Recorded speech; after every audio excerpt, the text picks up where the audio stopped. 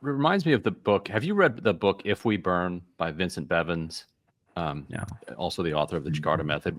In the book, he traces about 10 years of protest activity around the world. He looks at the protests in Brazil, Turkey, Hong Kong, the Arab Spring, it travels around the world, speaks to a lot of these protest leaders, and he wrote it before kind of Black Lives Matter 2020 in the United States, and then also the encampments here.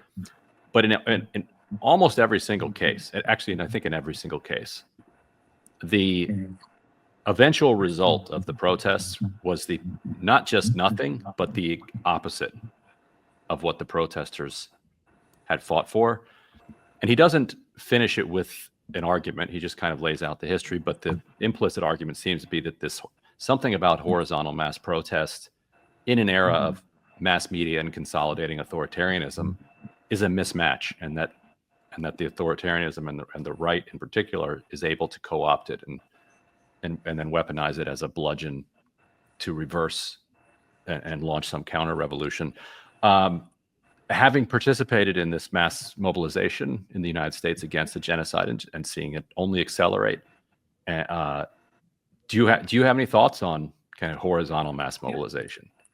No, you're totally. I mean, there's absolutely a point in that, because we were opposing Colombia's ties with Israel, and now it only strengthened. But I don't think that's, as I've said like a few minutes ago, about movements not being like linear change. Right. Like there wouldn't be like 1, 2, 3. And that applies to a lot of movements, like when Algeria threw out like the French, it didn't happen in 1 year or 2 years or even 10. Like it took them 130 years to do that. Similarly with the civil rights movement in the United States, it didn't only take these like 3 years. It was like building up on so much. So that's one thing I think like it's very good. Thank you so much for pointing this out, because a lot of people feel like defeated now that like the killing is happening, everything is happening, but unfortunately, like that's social movements.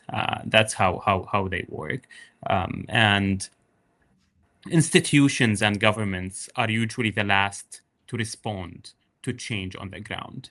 But the change is happening, and the movement also. I want to point out this very important point, because people think the movement is only about protests. It's only about civil disobedience, but it's not. Like the movement is about building solidarity. It's about political education. It's about building a base. It's about mutual aid, and this is all is happening. It's just like it doesn't make it to the surface, because like usually media focus on different matters, but this is happening. And I mean, we can see now in the United States that, or at least in New York, with the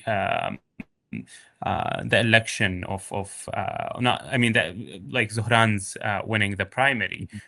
This is change. The same around the world, like with France changing course in its foreign policy. But because the change comes from the people, like no one would bestow like this like to you and give you because they are nice. No, you have to actually go and claim it.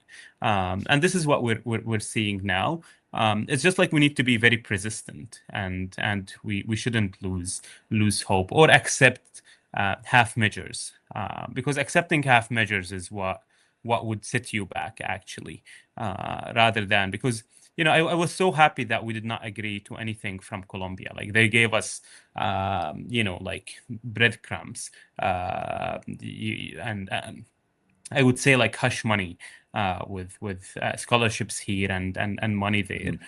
But this would have set the movement back more than like actually like rejecting that and continuing and doubling down. And I believe this is what's happening right now. Like Trump wouldn't stay in power forever. The public, especially the American public, are now awakening to the U.S. complicity in the genocide in Palestine, and to Israel's influence on politics here. And it's just a matter of time, to be honest. Like I don't want to sell like false hope. But this is, I believe, that what the reality is. Mahmoud, you went last week to DC because you're talking about politics and politicians here. You were in DC last week. You met a bunch of congressional leaders. Can you talk about what those conversations were like? What were you asking? What were they asking you? Yeah, I mean, mostly I went to DC like first to, as much as possible, like ask lawmakers to support the Stop the Bombs Act, and to just like get answers on why the U.S. is still fueling this genocide, and the others is just like to seek accountability in terms of the students who were expelled, regarding like Colombia's capitulation to the Trump administration, and also Trump's authoritarian practices against dissent in this country. But I think the main or the overarching theme was that Palestine is becoming this single issue that everyone cares about, whether in Congress or outside, and they're feeling that urge, that like their constituents are actually asking them about their position about Palestine. And I think I've mentioned it to Prem when I said, but like, you know, in the past, Palestine was a liability to politicians. I think now it's the opposite. Israel is becoming the liability, and it's becoming that single issue that everyone wants to speak about, and that's why like it's very very urgent and very important that we continue the pressure on them, because they need to see it in their face rather than just go and hide from it.